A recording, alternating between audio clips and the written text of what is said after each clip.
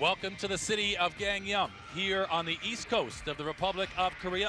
The Gangwon province is home to Pyeongchang, the host city of the 2018 Winter Paralympic Games. But it's here in Gangneung that the para ice hockey event will take place. A host of brand new venues are waiting for the spectators and the games to arrive. But which country will return here next March as the World Para Ice Hockey Champions? Let's find out. So our first match of the day, it is a European contest. It's Sweden taking on Italy. And we have 3 matches in the competition throughout. Our second match of the day, of course, is Norway and Canada, and we are rounded out with our host taking on the Republic of Korea and Germany in the final match of day 1. Welcome to Gangneung 2017, the World Para Ice Hockey Championships. I'm Brent Pope, alongside me Mike Kelly. We've talked about the 3 games that we have here today in day 1, but we have 7 teams in total in this competition. Give us a little bit of an idea of who we're looking forward to today. We do. Well, let's start with the one team that actually won't be playing today, and that is the Americans. They come into this tournament as the favorites. Dominant team. They won 6 straight international competitions, including the 2015 World Championship, where they won gold. They beat Canada 3-0 in that game on home ice.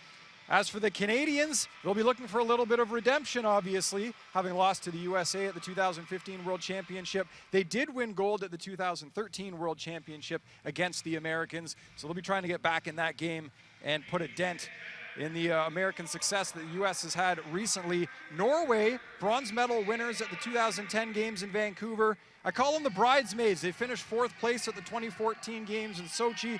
They also finished 4th place at the last World Championship, losing to Russia in the bronze medal game. Sweden in action in game number 1 here on day 1. They're looking for their first medal at a World Championship since 2004. They will be taking on Italy here in game 1. The Italians riding some momentum, coming off their best ever finish at a World Championship in the last event, where they finished 5th place. The host nation, Republic of Korea, silver medal winners at the 2012 World Championship. They were in the B pool for the last World Championship. They did win gold, and that's why they are here now in the A pool. And finally, Germany finished 6th place in the last World Championship. However, they did beat Norway for the first time in nearly 20 years this past February in an exhibition game. So the Germans riding a little bit of momentum as well, coming into this 2017 Para Ice Hockey World Championship. It is a thrilling sport, as you might expect. If it's your first time tuning into para ice hockey, we will give you all the speed and action to come. You'll see that firsthand. But some of the equipment's important to look at as well. Some of the characteristics of how these athletes compete out on the ice. That's true. You look at the equipment that is used by a lot of these players. They've got the sleds. What you'll notice about the sleds as well is there's a gap underneath for the players where you'll see a lot of stick handling.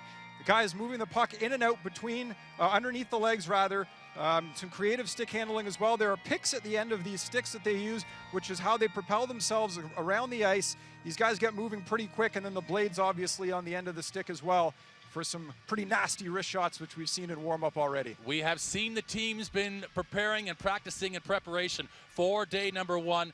They are the best in the world at para ice hockey. They are coming up, and you talk about skill, we talk about physicality also in this sport. We will see that, as you might expect, these players who are playing at top speed inside the same confines, 60 meters by 30 meters at Olympic size, Paralympic size ice pad out there, they will give each other as good as they've got. Absolutely, and you look at Canada and the USA especially, the tempo that they play with. We saw it in the gold medal game in the 2015 World Championship, and the physicality as well. When Canada and the US, more than anybody, certainly every team capable of playing that physical brand, but Canada and the USA certainly use it to their advantage. One of the big reasons why they are the top 2 teams as we come into this World Championship.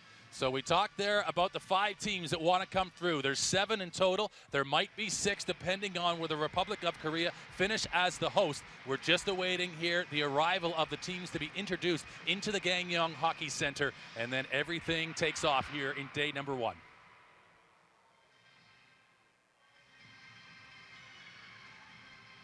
So the teams just getting themselves prepared. We talk about both Sweden, who are now back in Pool A. They dropped down after the Paralympics in Sochi 4 years ago, and then now right here back in Pool A competition again.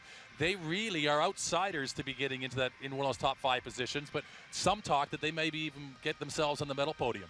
They would like that, no question. And why it's so important to finish in the top 5 in this event is the top 5 teams out of the 7 competing will gain automatic qualification into the 2018 Paralympic Games in Pyeongchang. So a huge incentive for any of these teams to finish in the top 5.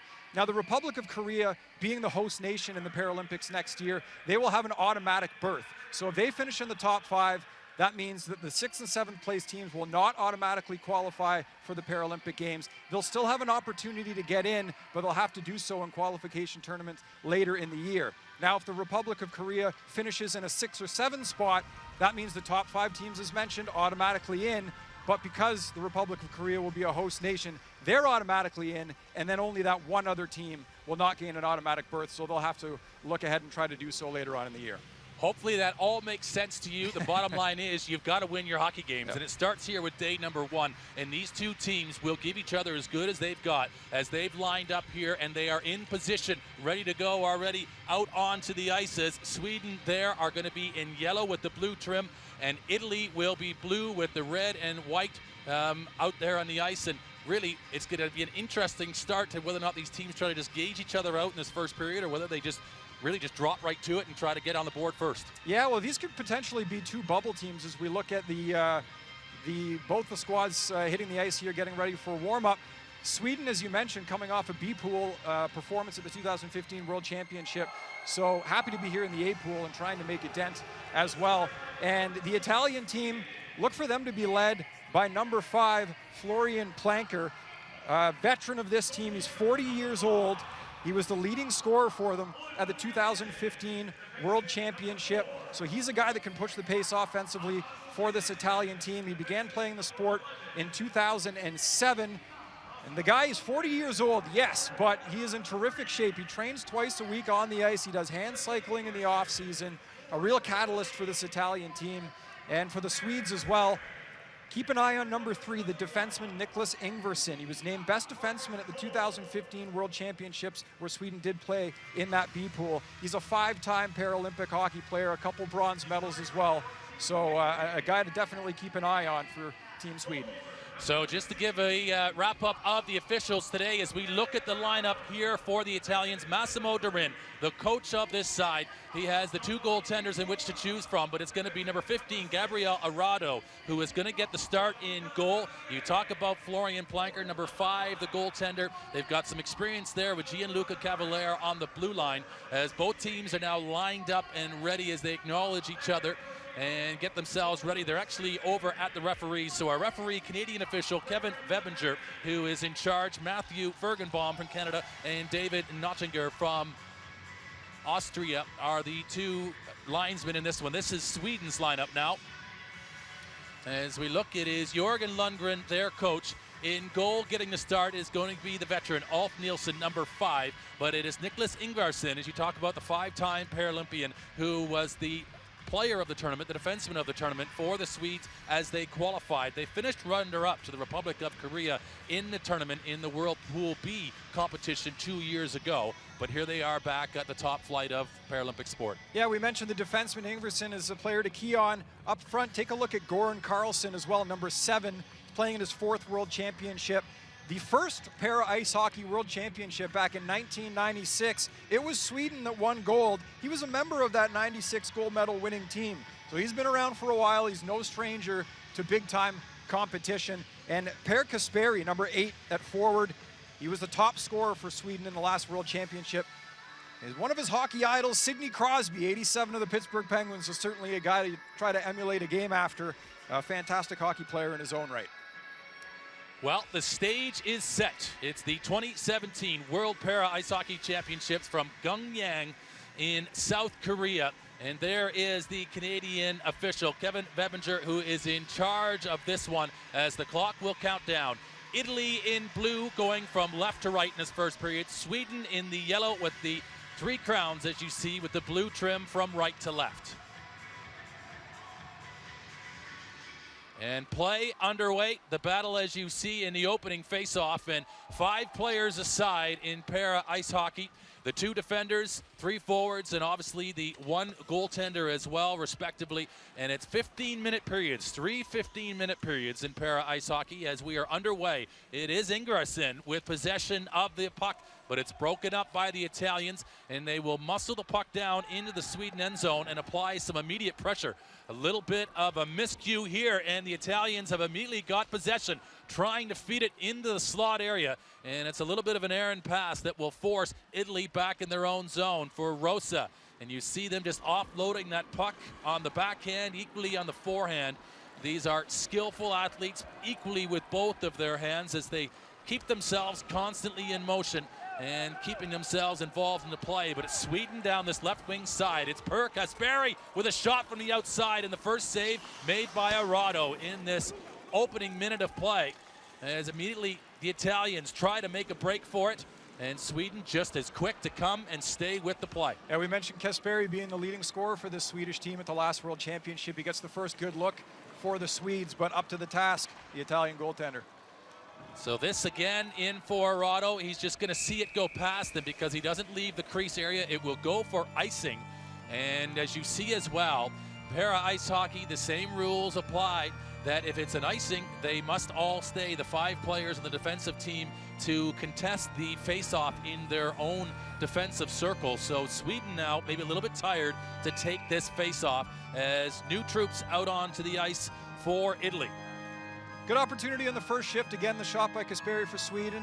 And number 9, Caligaris for Italy had a centering pass. A little bit errant. He was looking for a player in the high slot. Italy trying to get its first shot on goal. Sweden a little bit of jockeying there for positioning in the end, and this is a long clearance out that they'll try to compete for, but it is the Italians who are equal to it and just breaking up the play. They're looking to scoop up maybe a little bit of an odd man rush there for a moment, but some good work by Sweden to come back and to close down that little bit of a lane for just a half a second. And now a one-on-one battle deep in the corner, so you'll see the competition physically between the athletes going straight into each other. There is a penalty such as teeing if they come in side on into the athlete and it's deemed as being potentially dangerous or unsafe, as they are all on their sledges, but equally they're exposed the sides of their bodies by the front end of their equipment that's still all steel and aluminum that comes into the players. But this is the Italians in behind Sweden's goal, trying to make the clearing passing central play, but it's a wide shot as Nielsen sees that one to safety, and it's followed up here again by Sweden. And both teams just looking for some opening bit of possession here, but we've got an indication of a call, and it's an interference call that has been indicated here by Kevin Bebinger, and it looks to be going against Italy. Well, Sweden off to the power play, getting the first man advantage here with 12:34 to go in the first period. An opportunity to gain some zone time here to try to get some quality shots on goal and find that first goal of the game. And it's going to be the Italian that goes in. It is Werner Winkler, who gets an interference penalty. So just under 2.5 minutes gone in this opening period, and the first opportunity for a man advantage goes the way of Sweden. Now, Winkler, 48 years old. He says his favorite athlete, Mike Tyson. So he likes the physical stuff, obviously. He got into it a little too deep there and took the first penalty of the game. Ingvarsson is up high in an offensive position, the blue liner for Sweden, but he muscles the puck back when they shoot from the outside. It's a scrambling play. They've got the advantage of numbers here, Sweden, and they have also good possession in behind the goal. They've got an overlap going, but it's a central feed. Is there a shooting lane, though, for them? Down to Ingvarsson, and he doesn't quite receive it as cleanly as he might have liked. And this is patient delivery from Italy. They're going to break here, the Italians. And they've got some open ice here for Rosa. Rosa with a shot, and Nielsen with a save. Big stop there by Nielsen on the shorthanded chance. Rosa was able to find a lane and gain some speed down that right side. Let a good wrister go. And boy, was it shorthanded with a break there for Italy. And they've offloaded it here against Sweden. And they're maybe not as organized as they might like to be on this power play, as we are sliding down quickly to the halfway point, and there's been regrouping for the Italians as new 4 players out on the ice for them. And Sweden looked to play it up, but they've turned it over. What a shot for Nielsen, who gets the glove hand up, and boy, he needed to, or that was going high in the goal. Yeah, errant pass there from Ingvarsson, basically fed a pizza right up the middle. A long distance shot, not too much trouble for Nielsen, who does a good job of keeping it out. So the precious seconds on the power play are continuing to count down, and it's Sweden inside their own end zone, working just to get possession. You see the tremendous forecheck from the Italians here, just keeping life difficult for Sweden. Another pass, it's a long play, and quickly ushered to the right wing side from Per Kasperi. And now Sweden at the late stages of this power play, trying to get something offensive from it and generate a little bit of momentum. But now again, and it's going to be Kaligaris who is going to get into a race here. Kaligaris is home free right now, coming to the end of the power play. What a shot, but it's wide. Great stick handling there by Kaligaris on that solo effort, and he just put it over the net, slightly over the net. I tell you though, look at the aggressive play on that penalty kill for the Italian team. They've killed the penalty successfully. They were very aggressive, very quick on the puck as well, and had the dominant chances of both teams. Outstanding penalty kill. It was Winkler who just went offside there on the play, and the whistle called, and the play indicated for a face-off now inside the neutral zone. So the first power play has been killed, and it was Sweden with the opportunity, and Italy very successful, and as you say, very aggressive, and they had the best offensive chance even being shorthanded. So back to 5-on-5 play, and it's a little bit of a chat here between the referee and the timekeeper's bench, just to make sure they're all on the same page. An indication there of a timeout, and it looks as though potentially Massimo Durin has called a timeout for the Italians. Might as well. I mean, they did a great job killing that penalty, and they were able to push the pace really well against that Sweden team. Maybe Sweden will be happy now to be back to 5-on-5, because I don't know that man advantage was much of an advantage for the Swedes. Timeout here. Both sides will get to rest up. Early on in the game, Sweden had a little bit of zone time right off that first shift, but since then the Italians have been able to push the pace of the play. So a television timeout and the break in play, and both teams now back and return to action. So neither team then recorded officially with the timeout being called, as back just outside of the Italian blue line is this face-off. And as you can see, no score yet in day one, match number one of the Gangneung 2017 World Para Ice Hockey Championships, and it is the Italians coming in. They've been able to draw a penalty, and the favor has been returned. The Italians, again being aggressive, have drawn the attention of Sweden, and they've forced them into taking a penalty, and now they'll go with a man advantage. Another interference call here, as we'll see behind the net. It's Lundgren with the puck. Ingvarsson there, centering pass that we talked about earlier, that errant centering pass, but it was easy for Ulf Nilsson to make the stop there. The 52-year-old goaltender from Malmo. And if Italy is half as good as it was, we take a look at the breakaway chance here, the great stick handling by Kaligaris, but he shot it over the net. If Italy is half as good as they were killing a penalty with a man advantage, we can see our first goal of the game. They win the face-off, and stepping into a position here, Rosa gets a shot. Nielsen, though, is down, and you'll see a very heroic style. You might even compare him potentially to Dominik Hasek as far as the way he'll flop around the net. He'll do whatever he can do to make sure to keep the puck out, as every goaltender does, but he likes the flamboyant and maybe even the dramatic sometimes, does Nielsen. But he makes the first save on that opening face-off win from the Italians. It's Leopardi in here to contest this one, and it is going to be Per Kasperi that stays with it, but that loose puck is up and available for Sweden to try to clear it first. The Italians are the first ones on the scene, and it's played around the boards, and it's read comfortably by Italy as they'll lay it back and look for Rosa. Gianluigi Rosa down low, a shot on the short, tight angle, and Nielsen makes it right there, wide open. They'll score, and it's going to be number 9. It looks to be Kaligaris who will score for Italy, and what a great goal it was as he just comes in, Johnny on the spot on the short side, and finishes the play coming out from behind the net, and it was Florian Planker who provides the service. We mentioned Florian Planker at the start of the game. He was a leading scorer for Italy in the last World Championship, and he gets it going on the power play with a great centering pass. Kaligaris, he had that brilliant breakaway opportunity shorthanded for Italy, and he is Johnny on the spot right at the side of the net, able to tuck it in. We talked about how good Italy was shorthanded, and it might not take them long with the man advantage to get that first goal of the game. Sure enough, they do, as Kaligaris, the 26-year-old was born in Austria, began playing the sport in 2011, and he gets the Italians on the board here with just under 10 minutes to go in the first. Well, just as you said, that the Italians looking so strong in the penalty kill, and if there was any indication they had that same sort of brand of approach on the power play, that we could see the first goal of the game, and exactly that, as Caligaris was the man who heated up with that opportunity with the shorthanded breakaway going wide. He'll score the first goal at 5:21 of the game, and here come the Italians again. They go across the line and just get themselves offside on the play, maybe a little bit aggressive. So that is a whistle and maybe a little bit of a breather for Sweden just to catch their breath. So a little bit of an adjustment here in the lineup. It is Ingvarsson who, as we talk about, on that power play, and he was up in a forward position, and that seems to be where he's being utilized at the moment by the Swedish coach there, Jörgen Lundgren, and trying to utilize their strength, and they'll know that goals will be hard to come by in this tournament. Perhaps one of the reasons he's listed as a defenseman, but we saw from the opening of the game he's playing the forward position, so we'll see if that's something that sticks the entire game or how Lundgren, as you mentioned, is going to choose to use him. Radice is in behind the goal, and it's a 2-on-2 battle. It's Sweden are going to come up with it.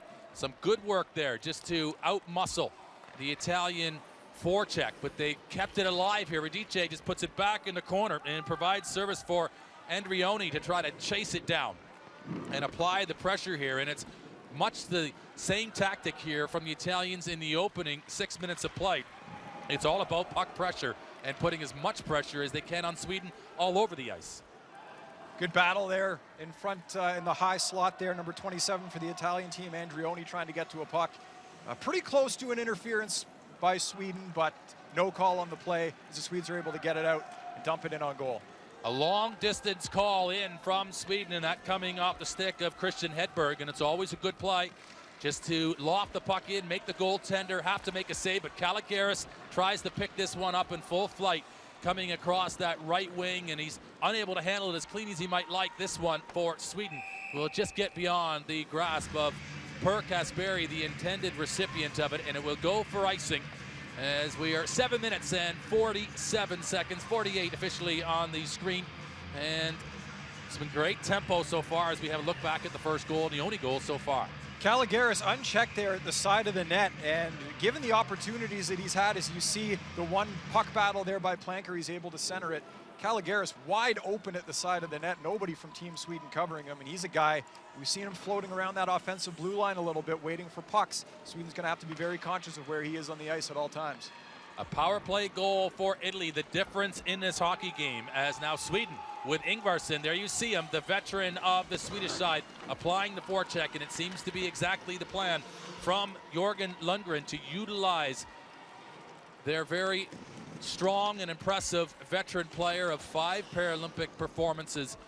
And he's doing his best, but right now it looks a little bit like Sweden can't quite catch up to the puck movement from Italy as they move it around the zone. The Italians, as good moving the puck as we have seen of either of these two teams. It's pretty clear they've got a sense for where they want to go with it and a good understanding of where they are on the ice, as it's Per Kasperi who comes down low and he'll move it around the far boards for Marcus Holm.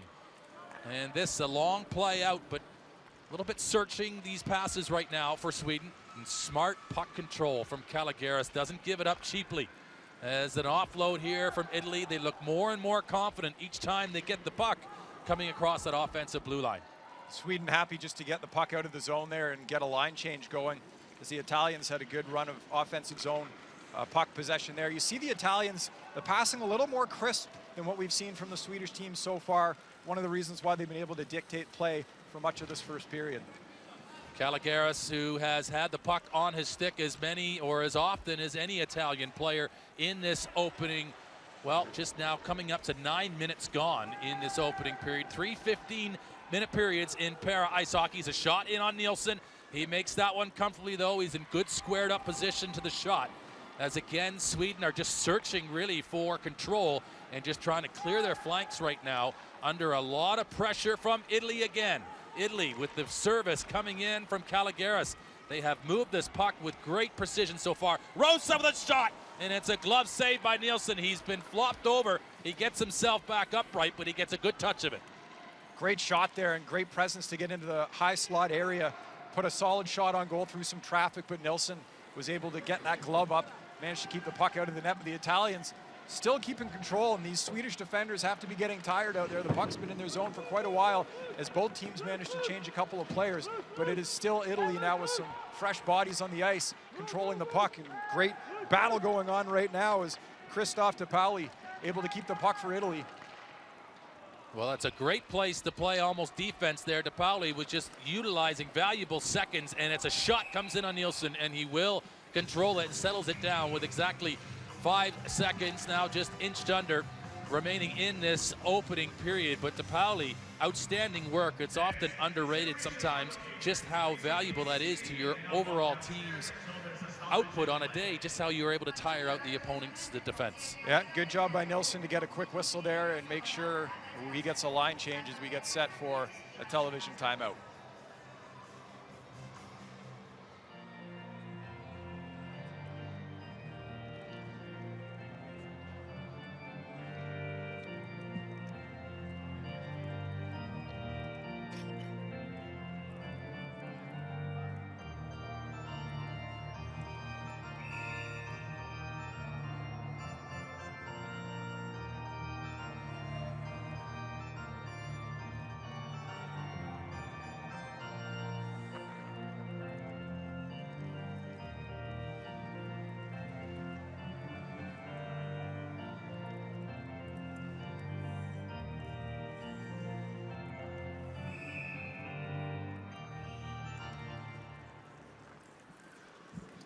Back underway. It is Sweden who tried to clear the zone.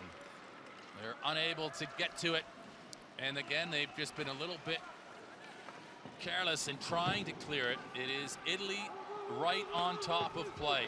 And again, just holding this puck to the boards and making these seconds really count in the offensive zone. You can sense something coming here for Italy. I don't know how long it's been now, a couple minutes they've had the puck in the offensive zone. Sweden likely happy here just to chip it out, and that's exactly what they do. Nice play to get the puck out of the zone there by Per Kasperi.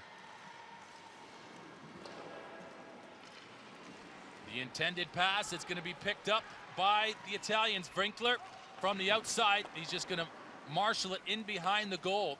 And the intention there just to try to track it down. They anticipate it well and look to close down the angle to get to that puck.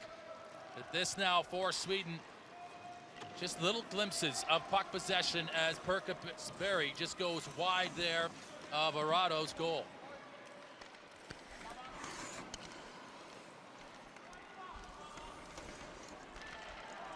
It's out and it's turned over. Per Kasperi will pick it up. Is there a chance for a shot? It's as good as they've had. Stepped right in. It's Ingvarsson who gets the left-handed shot off, and Arado has to be ready. That was the best shot for Sweden of the period. So I think one thing is very obvious in what we have seen so far, and that is that Niklas Ingvarsson is the dominant player for Sweden. Great shot there, and you look at Arado, a little Patrick Waugh flair on that glove save as he brings it out, keeps it out for the Italian team, the native of Turin. He won gold at the 2011 European Championships in Sweden. 42 years old, no stranger to big competition. Hasn't had to be sharp too often yet, so he enjoyed a little flash on that glove save. And Italy again just working to get the puck out of the zone, and both of these teams just playing a territory battle, but this one's been broken down and into the end zone.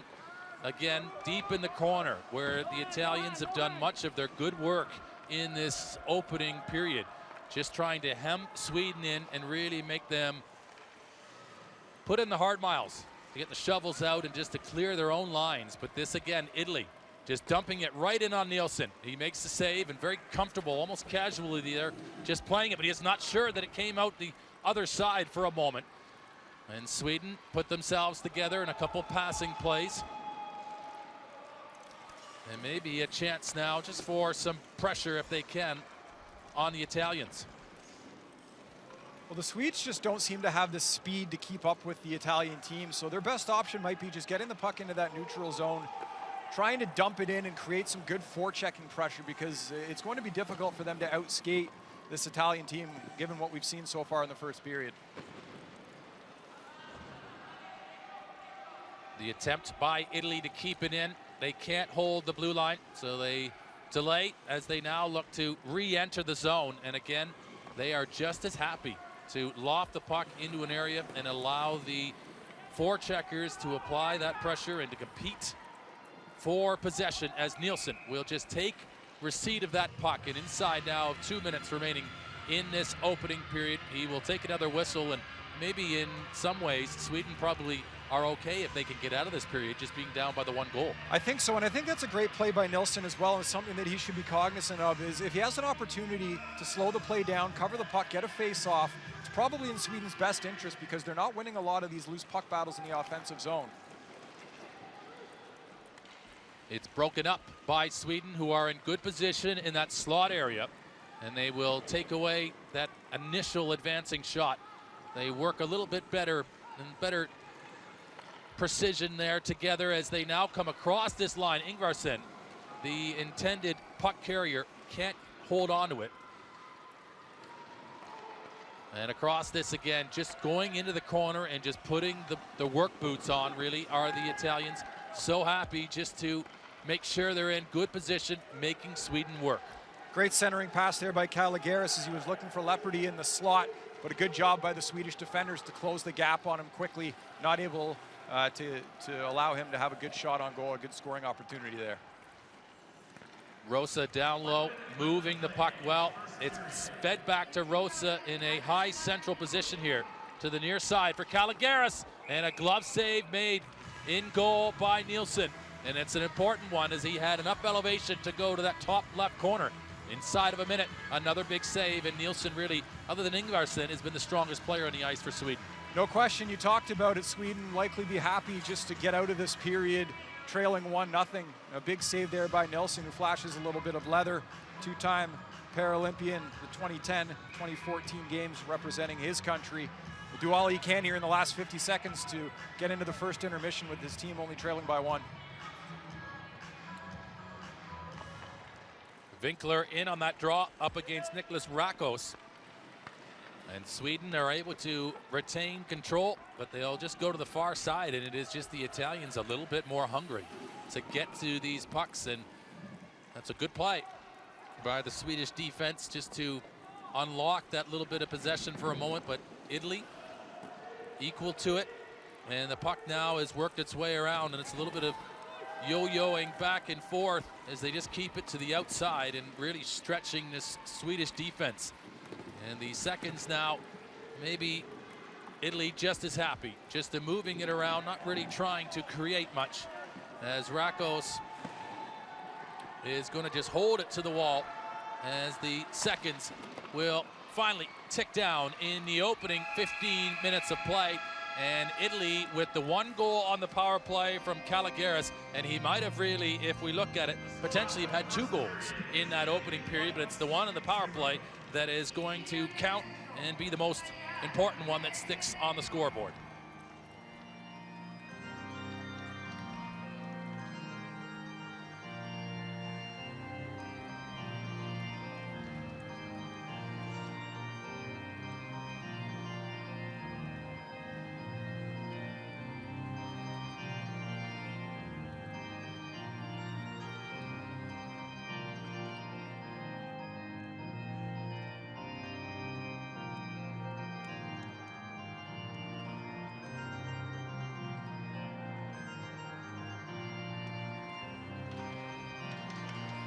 So now we're going to look at some of the highlights of the first period coming up here on our screen. Well, we take a look here at the opening goal of the game by the Italian side. It was Planker behind the net on the power play, feeding Sandro Caligaris right in front of the net. He's completely unchecked as you see a couple Swedish defensemen chasing after Planker, and that allowed a lot of open space for number 9 in blue to tuck the puck. And you see 21 Sweden there, kind of flies around the other way. Marcus Holm should have been tighter on that check, as you see him thinking the puck may be centered around the boards, but when you're killing a penalty, you have to make sure you've got everybody covered. A little attempt there to fly the zone, and it cost Sweden, as that allowed Italy to take a 1-0 lead.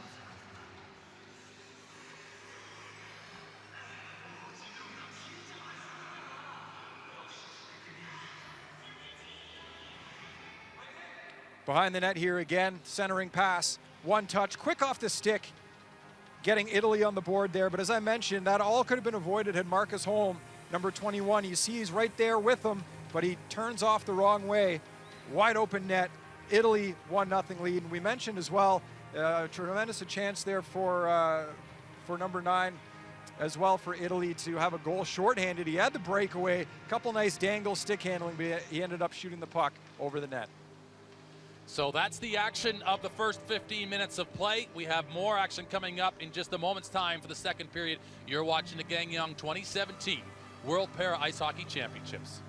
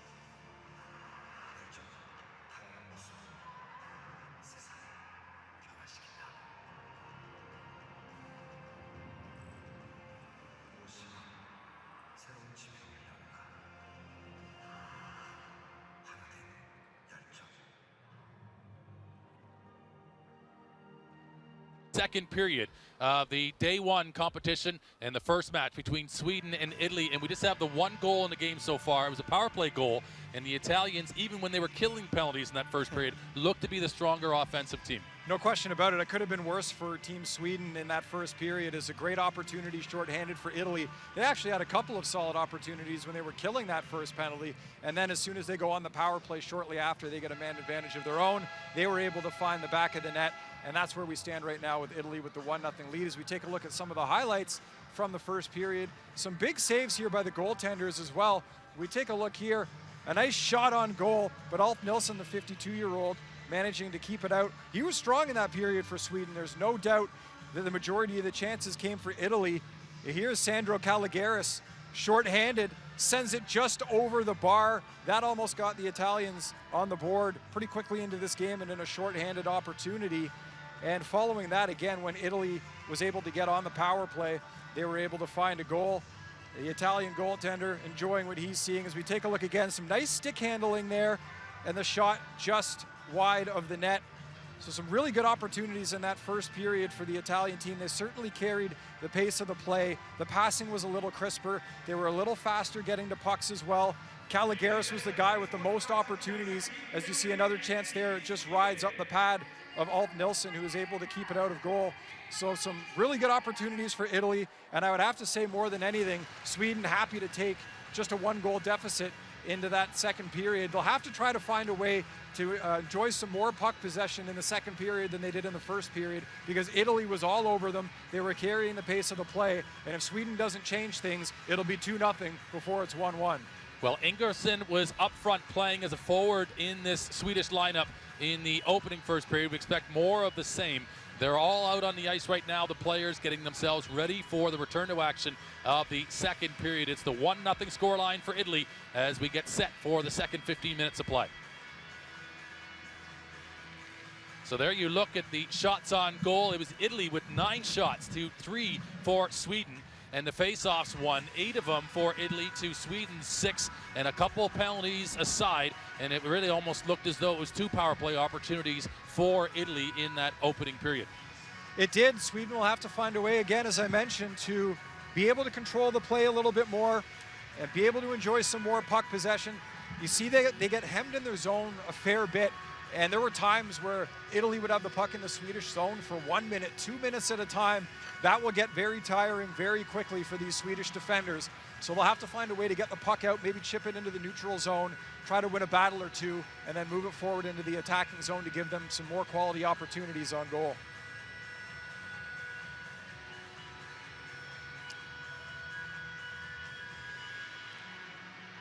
So both teams in position and a good crowd on hand inside Gangneung Hockey Center. This is the home for the Paralympic tournament in just under a year's time.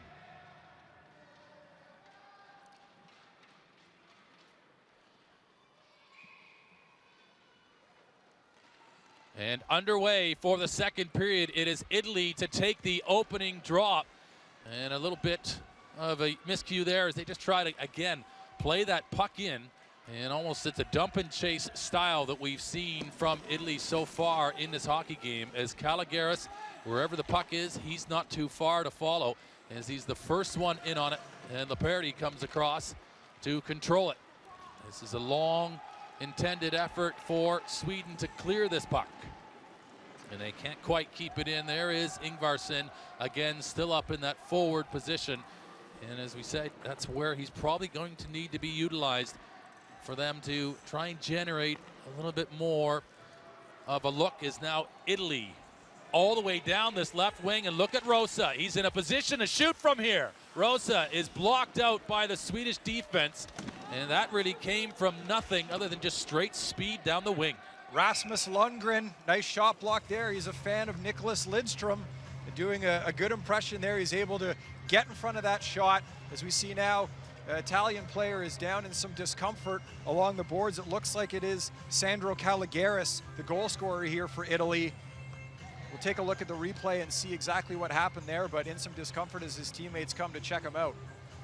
Yeah, he's gone down difficultly there, and you see the grimace on his face as he's kind of indicating towards his lower back area.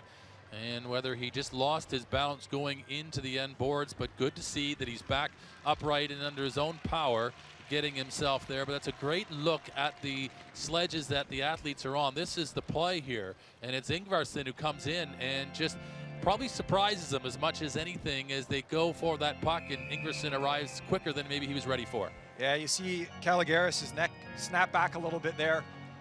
Big solid hit there from Ingvarsson. Fastest player, no doubt, for Sweden, and somebody that the Italians will have to make sure they know where he is on the ice at all times, because he can get to you in a hurry. Sweden again now working to come back to get this puck, and they have good strength in numbers. 5 Swedish players back. So from left to right, Sweden in yellow and blue, and the Italians in blue with a little bit of the white and red trim. And a good play again, as you're seeing the strong control from Florian Planker just to win that one-on-one puck battle.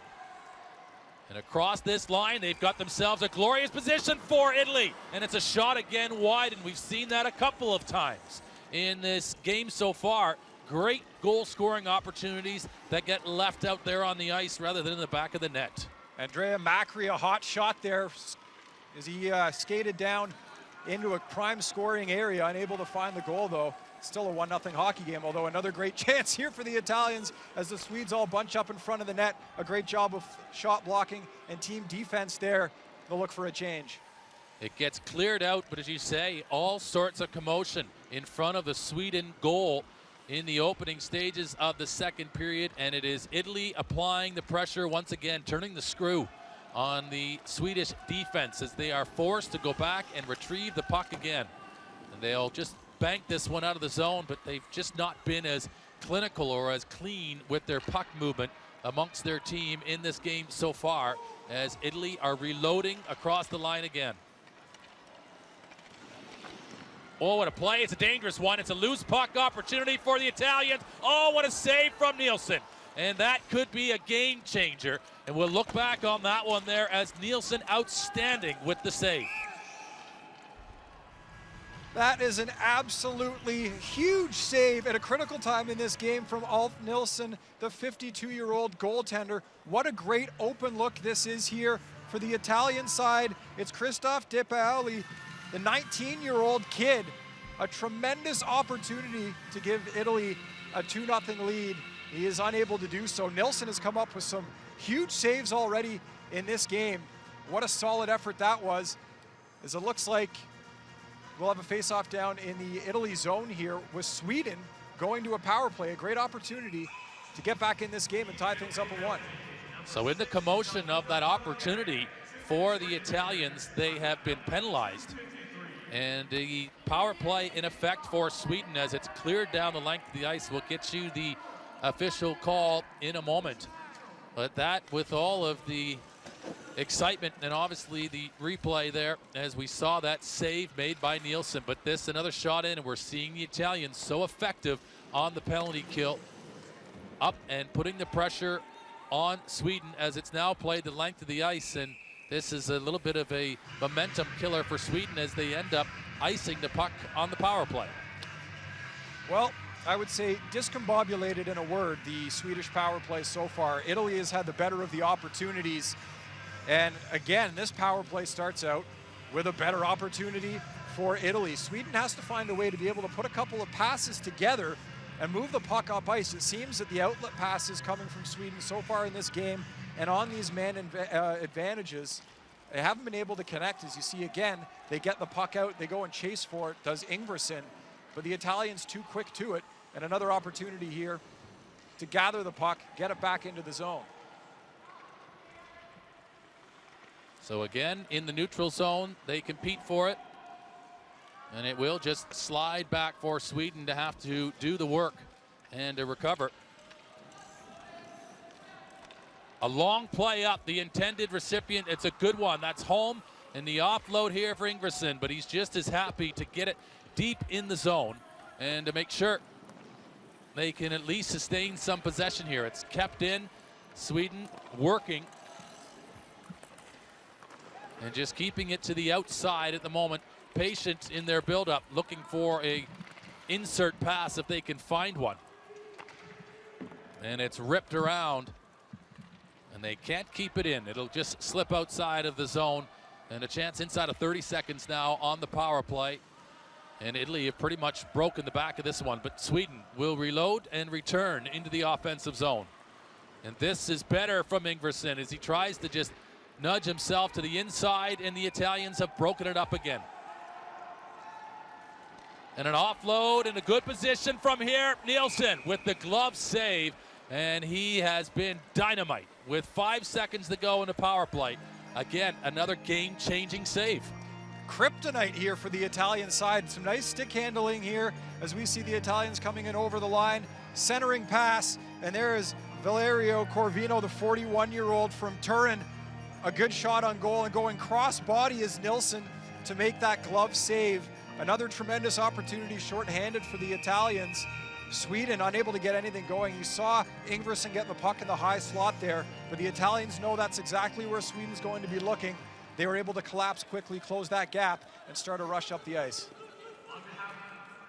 The power play is now over, and Cavaliere will now make his way back out onto the ice. Gianluca Cavaliere with the penalty and returning to action as we're inside now. 10 minutes remaining in this second period. Just the one goal in a hockey game. It's on the power play, and it was Caligaris who went off, looked to be in some discomfort and hopefully not injured. We haven't seen him back on the ice since he went off, but now it is the Italians who will just work 5-on-5 to try and reload and get some shape to their play to re-attack this Swedish defense. It looks like if Sweden is going to start something offensively, they're trying to catch a guy in the neutral zone on the fly and maybe get behind the Italian defenders. Again, they've had trouble connecting on passes out of their own zone and trying to work the puck up the ice that way. So look for them to try to hit a man in the neutral zone on a stretch pass, create a one-on-one opportunity, or potentially even a breakaway. So deep in the Swedish end zone, and now it's been cleared all the way down. Arado is going to watch that one go by, and Arado, even though it goes through the blue paint, without an attempt to play that puck, it is gone for icing. And you're starting to see a little bit of the tax maybe on Sweden. The minutes that they've played inside their own end zone, they end up just cleaning the puck all the way down the length of the ice just to try to get a breather, but it's the same 5 players now competing for this face-off inside their own zone. Chip and chase, minus the chase for Sweden. They're just chipping right now. They're going to have to find a way to get to those pucks in the neutral zone and create some offense here. Tired bodies out there right now. They'll just be looking to clear and facilitate a line change. And again, Italy just with that swarm effect, trying to just hover in and around the puck at all times and applying enough pressure to make Sweden uncomfortable. But this one has been broken up. But the quick anticipation from Florian Planker to get to it first. We're seeing some of this interchange in the neutral zone here, where neither team really laying claim to possession. And it's Ingvarsson who will take receipt of the puck now. Just tries to shunt it there up on the backhand and advance it forward. But that can't be received, and then Italy just is happy to go all the way in behind their own goal line and to regroup and to come out as a unit of 5.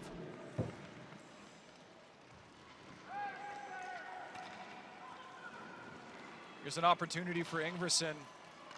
Wanted to pass maybe a little more in stride there as he gets in over the zone, but ultimately the puck is turned over. Again, that's been an issue for the Swedes so far in this game, is connecting on some crisp passes and enabling them to get behind the Italian defense.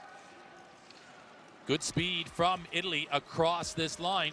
It'll be broken up though by Sweden, who are in strong position and just force this play onto their own stick, and they as well look to regroup and have a good sensible look at what their options are. Long and strong, it's Per Kasperi who tries to navigate the Italian defense, and he's got the support now coming up behind him. This is Rasmus Lundgren, who is there in support of this play, but it's Per Kasperi with the puck again.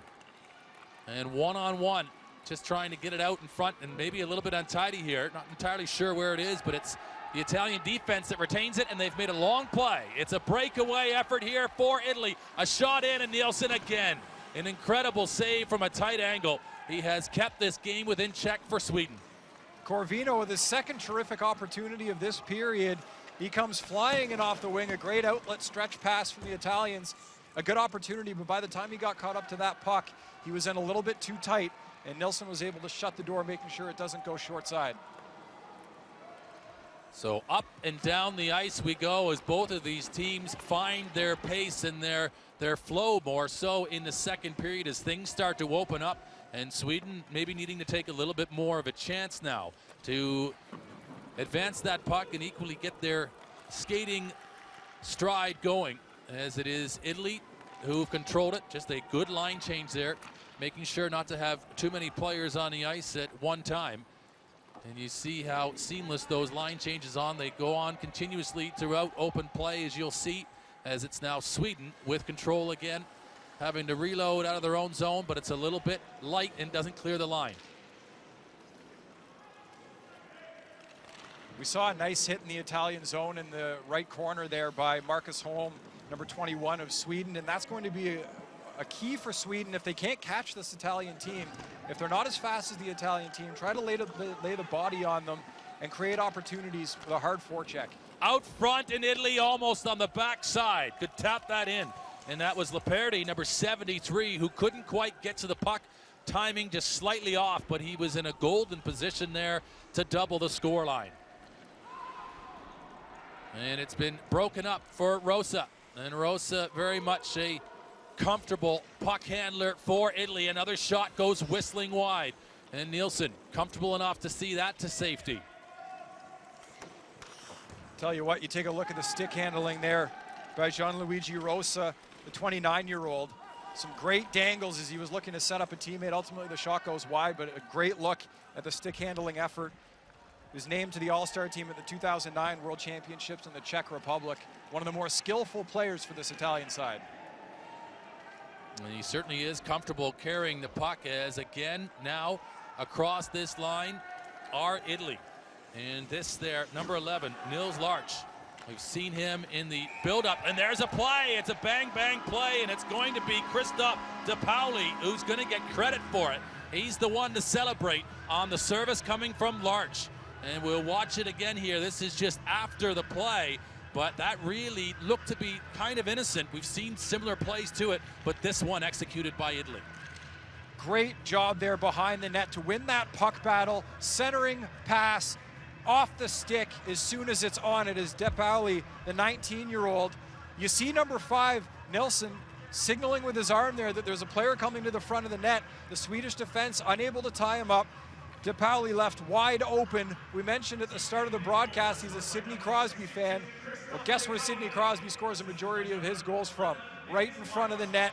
That's what De Pauli does. He's in his second World Championship, and he puts Italy up 2-0 over Sweden here with 4:24 to go in period number 2. So we'll wait for the official scoring, but at 25-36, it's an even strength goal by Italy. And pretty sure that it's going to be credited to Christophe De Pauli, as you saw there on the replay. And the service coming from Nils Larch right on the stick. And no more than they have been looking like they were capable of providing in this hockey game. The Italians have been the stronger of the two teams, and they have been flirting with increasing their lead, and they've just gone and done it. Well, it was a great play, as you mentioned, in the corner there by Nils Larch, the 19-year-old, to win that puck battle. That's what started the whole thing. And then having the presence of mind afterwards to find the player in front of the net. And a one-timer into the back of the net as Italy takes control of this game 2-0. The Swedes will definitely have to try to figure out something in the offensive zone as they have a great opportunity here. Per Kasperi. And they score. It's Per Kasperi. And right out, and look at that loose play, and the Italians fall asleep for a moment. Per Kasperi has a first effort at it, and then Araudo is down, and Kasperi has counted it. He puts Sweden on the board, and that really from nothing. Wide open in front of the net. You look at Ingvarsson, such a key for the Swedish team, and there is nobody within 20 feet of Per Kasperi. He was the leading scorer for Sweden at the 2015 World Championship. You can't leave that guy untouched. He'll make you pay. And he's got his first tuck of the tournament. It's 2-1 now, Sweden with a little bit of life. We talked about if Sweden wanted to generate any kind of offensive tone in this game, they'd have to win some battles. And they did a great job there of doing that, as it is their spark plug, Nicholas Ingvarsson, playing up at forward in the corner. A beautiful centering pass. We've seen so many passes from Sweden in this game that have not connected, that have been offline. But that was Ingvarsson going stick to stick. And even though Kasperi unable to score in his first attempt on a nice stop there by Araudo, nobody was near him. He could have had 2, 3, 4 whacks at it if he needed to. Well, what a response from Sweden. They are here and they get their first goal of the game, and just like that, they've cut that lead in half. And it was a dynamic and a very accurate pass indeed from Ingvarsson across the face of goal, and then Kasperi to stay with it and to make sure that it got finished. As here now, Italy, they don't need an invitation to return to the offensive zone and to try to establish maybe a third goal in this scoreline for themselves. From the blue line, it's a shot. It's Nielsen, fully outstretched, who makes the save, and he needs it desperately. Alt Nilsson doing all that he can to keep his team in this hockey game. It is 2-1, 2 minutes 45 seconds to go in period number 2.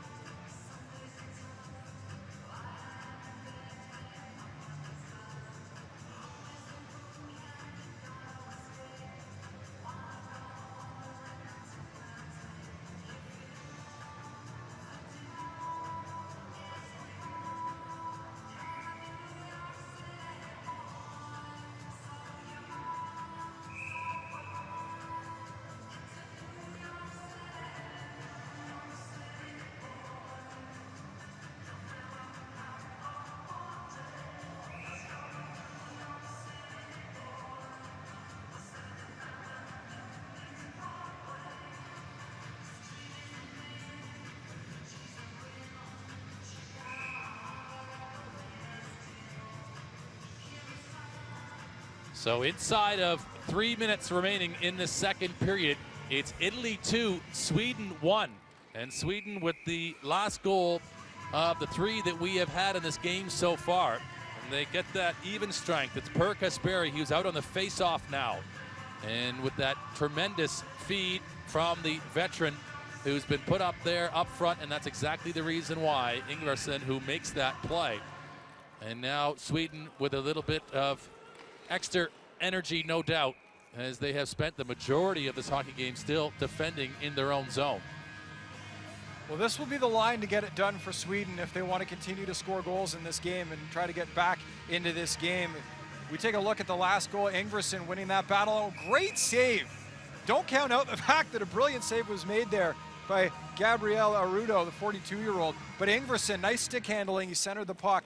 And again, if Sweden's going to do any damage, they will certainly be counting on this line of 21, Marcus Holm, number 8, Per Kasperi, and number 3, Nicholas Ingvarsson. Well, the impressive part about that play from Ingvarsson is I don't think anybody other than Per Kasperi knew that that was coming, as it's now Sweden who are advancing again. So with Per Kasperi coming forward, they are looking more poignant and more confident offensively as a result of that goal. And of course, this is just day 1 and match number 1 of the Para Ice Hockey Championships. And both of these teams just getting themselves equally comfortable, but you really can't stand around and wait to get into a tournament like this. There's 7 teams, and yes, they all play each other, but every result is going to count as to which match you're ultimately going to be playing in when it comes to day 8 of the competition, as it's Sweden who aloft it, lengthy and through the middle of the ice. The intended recipient there was Marcus Holm. But it's the Italians who've been clever and play a good cerebral brand of hockey, and they're again into the offensive zone. You talk about how important games are even on game 1, day 1 of the tournament. These are 2 teams that could potentially be battling for a 4th, a 5th spot, trying to get that automatic qualification to the Paralympic Games. So these head-to-head matchups certainly going to count, certainly very important. A good opportunity there for the Italians. The centering pass just a little bit too hot to handle. And you see it there just going off of the sledges sometimes of the players. They'll use those equally as an extension of their body, equal to the sticks to reach out, but It's a delayed offside that the referee has indicated allows the Italians to make their way to clear their own lines, and here they come as we're inside the last minute of the second period. And this again in behind the Swedish goal line, just where the Italians want to see the puck. Oh, what a shot there, and a save, I believe, from Nielsen, as the way it just kind of deflected off and into the corner, but enough elevation there to threaten the Swedish goal once again. I think it actually hit a helmet in front of the net before it got to Nielsen. We'll take a look on a replay potentially, but a good opportunity again for the Italians, as that is an offside. A little trouble with the line change there. We saw a nice hit also at the Italian blue line by Gianluigi Rosa. Sweden trying to get some offensive pressure going, and stepping up was number 3, the defender for the Italian side. So the offside is blown, and the whistle just in front of the Italian bench, as you see the linesman taking charge and getting the players in their position. Winkler will now head across to the far side and line up as we are underway again, and just now 20 seconds remaining in this second period. Is there a chance for Sweden to get another shot here late and maybe just steal themselves a leveling goal from behind the net? It will be Italy, though, back in good numbers and in good position. That'll just keep this to the outside, and the second period will all expire. So there, an important second period for both teams. The second goal coming, and it belongs to DePauli as he gets the service from Larch, but it's the goal from Kasperi, the even strength goal from Ingvarsson, that's really the shape of that second period. Yeah, that is something that Sweden definitely needed as we head into the third period.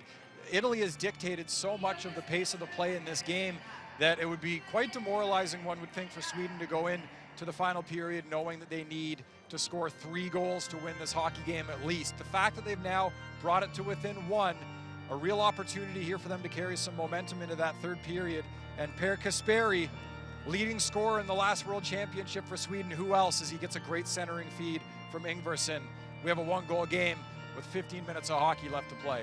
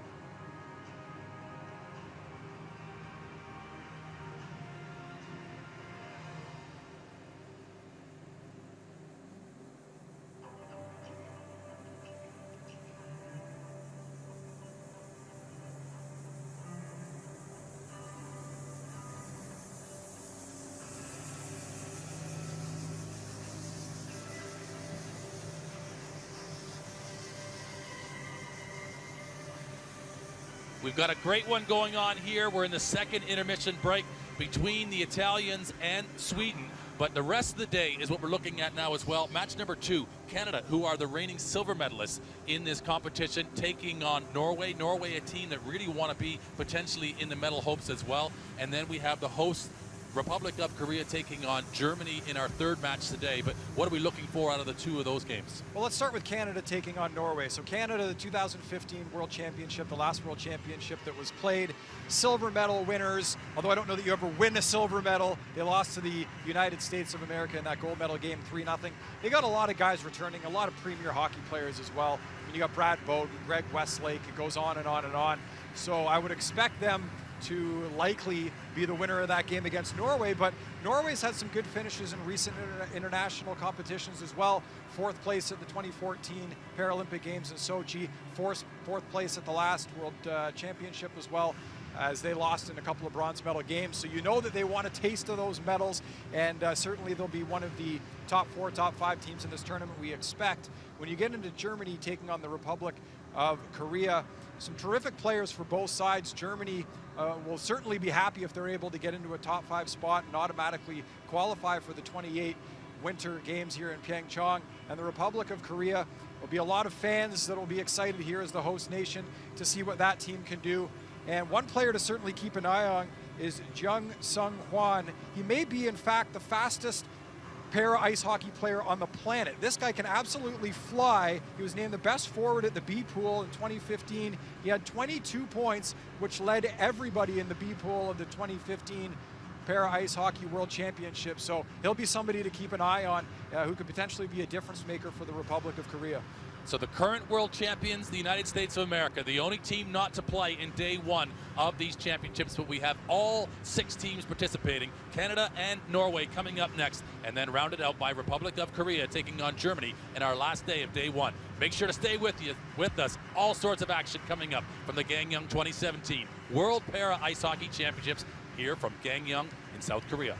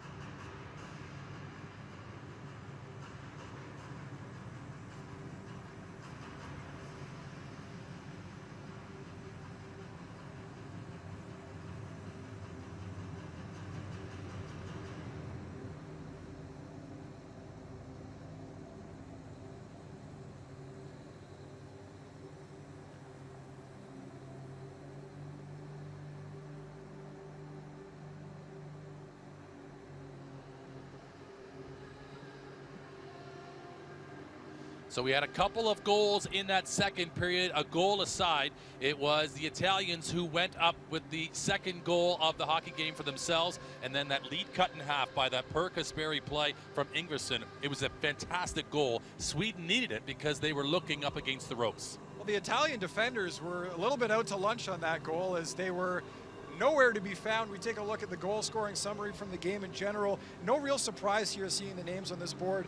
Sandro Caligaris opening the scoring for Italy. He actually is born in Austria, represented Austria internationally until 2014 when he decided, living in Italy, to represent Italy, and they're certainly happy that he did. And for the Swedish team again, a great goal coming off the stick of Per Kasperi. to make it a one-goal hockey game. And it was Ingverson with the beautiful feed. We'll take a look at some of the highlights from period number 2. And it all starts with a little bit more sustained pressure by the Swedes. They had a few more opportunities, but some great stick handling in over the line here. And a hot shot there off the stick of Andrea Macri. It sails a little bit wide of the net. Alt Nilsson didn't have to make a save on that shot, but he has been terrific for Sweden so far in this hockey game. A big reason why it is only a one-goal game. But we see some of the puck movement here by the Italian side, and this is what they've done for so much of this game. Crisp passes, another good opportunity here, a great shot block in front by number 20, Niklas Rakos, the 30-year-old for Sweden. And another great opportunity here. It's diving, going cross-body, such a difficult save to make by Nilsson. Again, he shuts down the short side on a terrific opportunity from the Italians. And then we take a look at the puck going behind the net for Italy. Hard forecheck there. Great job of puck separation. We've seen some big hits, a little more physical so far in the second period than what we saw in period number 1. Throwing the weight a little bit around there is number 21, Marcus Holm, the 43-year-old for the Swedes. Puck behind the net, a good battle here between Rasmus Isaacson, the 36-year-old, and Valerio Corvino. The puck came in front of the net, and Nilsson had to be quick on his reflexes there to make sure to keep the puck out of the crease and out of harm's way. And this is the goal where it's just fed out by large right to DePauli, and he's just right in a golden position, and he just really makes short work of that play. And this one is the return from Sweden as it's played by Ingverson across to Kasperi. He has the first effort at it, and then it's the second one where it's the second mouse that gets the cheese, and he was the only one there in front of goal to be able to tidy up his own good work. And Arado was fully prone, outstretched, and he elevates the puck and up and over top of him. And that was a key goal for Sweden as we look ahead to this third period with a chance looking at only a one-shot difference in this hockey game. And that's massive for Sweden, who, where you look at their lineup, maybe goals are going to be hard to come by. And I think equally it's something for the Italians as well that they both need to work with. So that's where we stand at the moment, as we have a few more minutes yet to play out before we start the third period in match number 1. It's between Sweden and Italy are up currently 2-1.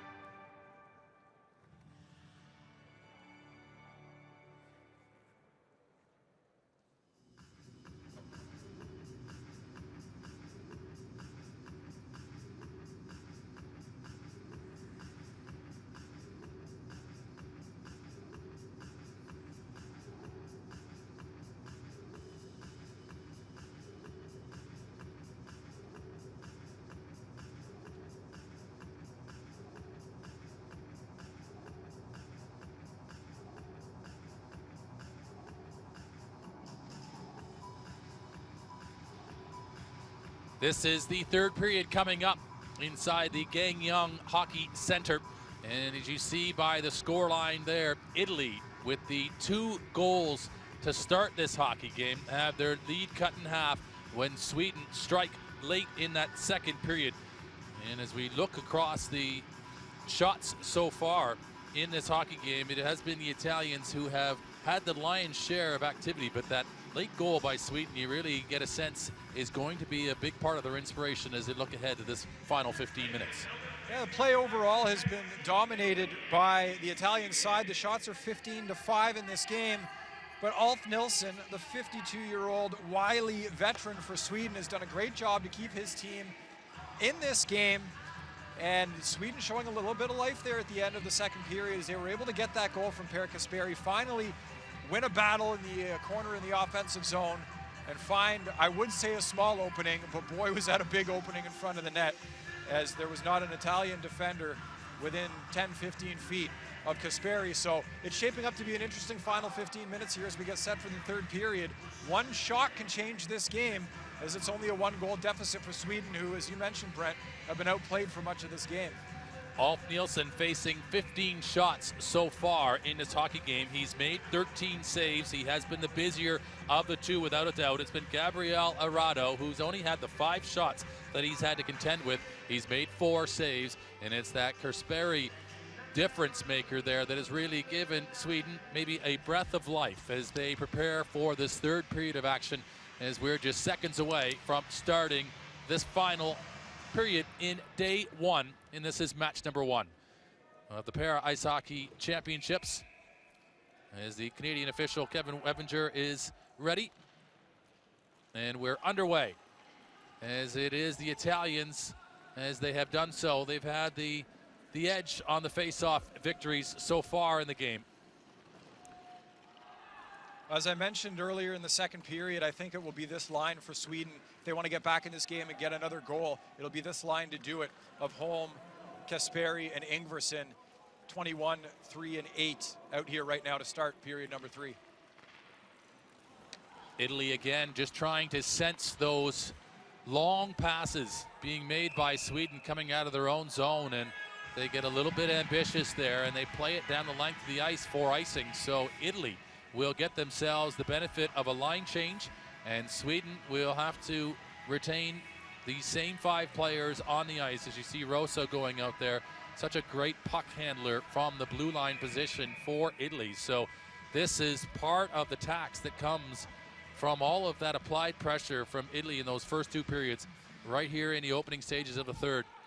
And they will win this face-off and just keep it on their stick, make Sweden have to muscle them off of it and come and win it, as it is Per Kasperi who will play it all the way around. And it will just lead the zone, and Sweden can just get themselves restructured. Into the neutral zone, a good advancing pass for Italy, but they've been unable to control it cleanly across that line. And both of these teams, this is Sweden now. Across for Per Kasperi, a shot in, and Arado makes that save with a blocker. He just parries it up and into the corner. And it's quite tempered, really, so far in this third period. Both teams considered in their approach, as it'll be just laid on for Nilsson, who just almost with disdain just smacks that puck to the corner. And this is Sweden in a good position. Marcus Holm just clearing the defensive lines. Again, have to be careful with those line changes. Always a tricky thing in and out of those benches with these sledges. Absolutely, Sweden doing a good job of getting the puck into the neutral zone to facilitate that line change, and Italy will try to get some sustained pressure here going up the ice. Again, often seeing Sweden struggling with the outlet passes, trying to connect and force anything up ice with any kind of cohesion. They've had some issues there. We'll see if they can improve on that in the third period, as right now, just happy to get the puck out of the zone was Robin Meng. Italy all the way in behind their own goal now. And the long clearing attempt just sort of pinballs its way around through the neutral zone. Neither team really laying claim to it as yet, as they are almost just as content to play a territory game. As Rosa is on the ice, you see him just handling that puck, and then the offload, the overlap being provided by Italy. And then they really now start to apply this pressure, just digging into the corner, but Sweden aggressively coming across. Zaxon is there for this Swedish defense. And this now, both sides just looking a little bit depleted so far in the just gone over 3 minutes now in the final period. As you're seeing the line changes again, both teams capitalizing on a little bit of a break and play, but this, the Italians will go across the line, and you see the frustration there from Corvino as he really almost was shaping out to have a 2-on-0. Cavalier there, 45-year-old, number 6 for Italy. Clear lane to the net, but unfortunately his teammate unable to keep the puck onside was Corvino. That would have been a great opportunity for the Italians had they been able to get into the zone onside. All it would have taken was a short little pass into the middle of the ice, and you would have had a breakaway. Given the way Ulf Nilsson's been playing so far this game, the amount of shots he's faced, probably happy to see that one called offside. Give him a bit of a breather. But the Italians pushing the pace here again. A weak shot on goal there that's easily stopped by Nilsson. He'll cover for the whistle. Nilsson, as you say, just as happy to settle things down and to take a breather for his side. And he's had the lion's share of traffic today and shots in this hockey game. 3-1, what his counterpart in the Italian goal, Arauto, has had to face. As this is Ingvarsson, who's fully stretched out, making sure to win that draw, will play it around. And they can't quite just find a way at the first attempt, Sweden, to get it out. It's kind of just stuck into the boards area, but Italy just looking a little bit more purposeful with their attempt. But this one, however, is going to just get astray, and it will in fact go for icing against Italy, as both teams just a little disjointed, maybe you'd say, in this third period, and equally playing at this high level, at World Championship level. Of course, is also stressful and intense for both of these teams, because this isn't always the standard that they're playing at, and of course emotions are high. A good opportunity here for Sweden now with an offensive zone face-off. It's won there by Ingvarsson, and that one just goes off the crossbar. A little looping shot, seemed harmless, but it had the right amount of height on it and almost tucked its way into the back of the net. A great opportunity there from Sweden to get this game all tied at 2. A very dangerous shot indeed, right off of the draw, and Arauto, who was fully outstretched but was not able to attend to that puck, and if it had been just an inch or two shorter, it may have in fact fallen for a second Swedish goal. Per Kasperi getting the shot on goal and almost getting Sweden on the board, as we'll take a quick timeout.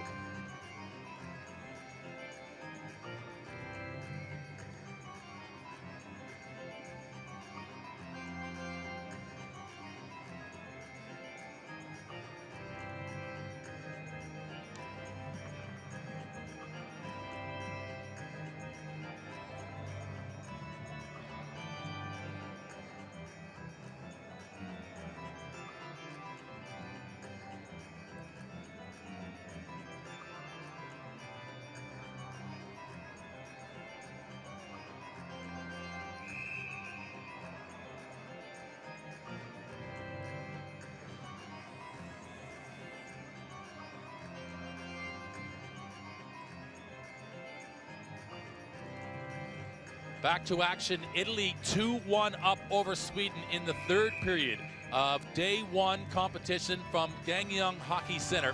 And Sweden in the offensive zone looking to try to find that leveling goal. They will take this face-off. A shot here for Arauto as he just sees that to safety into the corner. And now, again, both teams just as happy to just try to clear their lines and to play safely. But it is Sweden who are going to have to maybe take a chance as we are quickly marching down on 10 minutes remaining in this third period. And they are working to come up with it. But it's a loose play there from Italy. And it's advanced up. Here's a good shot, and it goes wide of goal. It's a good look there from Sweden And Arado doesn't have to make the save, but opportunities like that, they're going to need to make more of. That was a legitimate scoring chance there for Sweden as they're in the corner, working now to come up with it as Rakos is down. And he needs to get himself backing up as it's all the way now the length of the ice. Robin Meng with the opportunity for Sweden, playing in his first World Championship. Just put it wide to the right side of the net. That was the best look Sweden's had so far in the third period. 9.5 minutes to go. Still looking for that equalizer. Through the middle of the neutral zone with some speed, trying to attack this line. It's a good shot for Arado. He makes the save. And although it's from a distance, those are equally troublesome. Arado keeps himself upright there on his sledge, but then he has to decide when he wants to favor one side or the other to fall to make the save. Rasmus could equally go underneath him. Absolutely, Rasmus Lundgren with the opportunity there. Three-time Paralympian. Any shot, as you mentioned, even if it's from distance, if you get the goaltender leaning the wrong way, it can be a good scoring opportunity. So Sweden will be looking to capitalize and just get pucks on net as often as possible.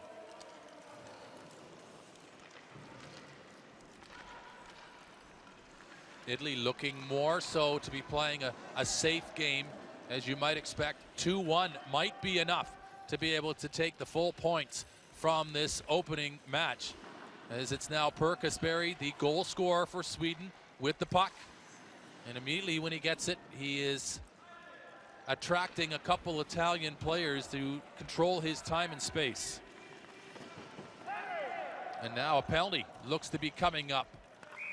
And it's going to go against Italy, and Sweden with a golden opportunity in a power play. This could be their moment. Yeah, this is big. Looks like a little T-bone incident there, as a penalty coming up to the Italian team. This is a huge opportunity for Sweden. So far in their power plays in this game, they have not been good. It has been Italy getting the better of the opportunities into the box. Sweden now with the one-man advantage. It looks like it's Antachi, 25-year-old, taking a penalty. So with 8:09 to go here in the third period, Sweden has to find a way to be more effective than they have been on their other two power play opportunities in this game. Try to find a way to counter the aggressive penalty killing attack on the Italian side. It was Ingvarsson trying to go for the opening bit of control, but it is Italy who take this chance, and again they're going to make the room available to them. Caligaris on the outside, Nielsen with a save, and the Italians have been most dangerous when they have been short a player again, and Caligaris is a man who's got speed to burn down that right wing, and what a shot and potential rebound left for his Italian teammate to recover in front of the goal. Yeah, maybe Sweden should start deferring these power play opportunities and just stick to 5-on-5. I don't know what it is, but it seems that the Italians are able to fly the zone and get the Swedes caught not moving quickly. As a 2-minute teeing penalty is the official call against Italy, but I don't know what it is about this Sweden power play. They cannot handle the aggressive penalty killing nature of Team Italy. Another great chance here in front of the net.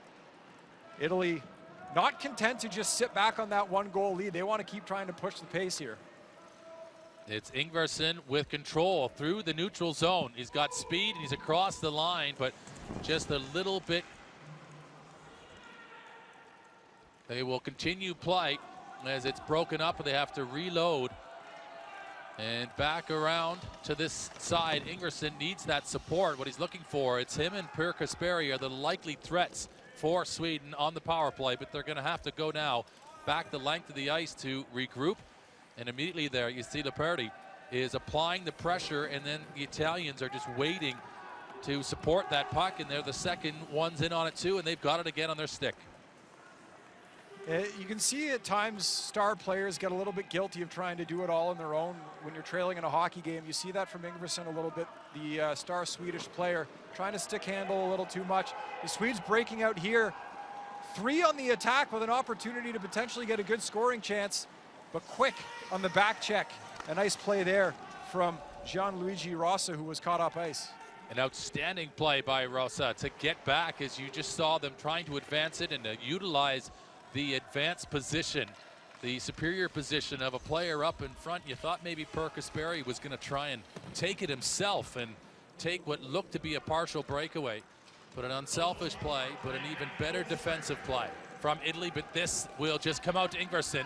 He's in pole position from here. Can he get a shot off, though? It's loose in front for Perkasberry, and they've drawn another Italian penalty, and they will have the benefit now, as now Nielsen will make his way to the players' bench in favor of another out-skating player. Ingvarsson with a shot. It's a good one into the body of Arado, and now a further power play as it has fully elapsed, but they will go back to 5 against 4 with the benefit of this call now coming up against Italy.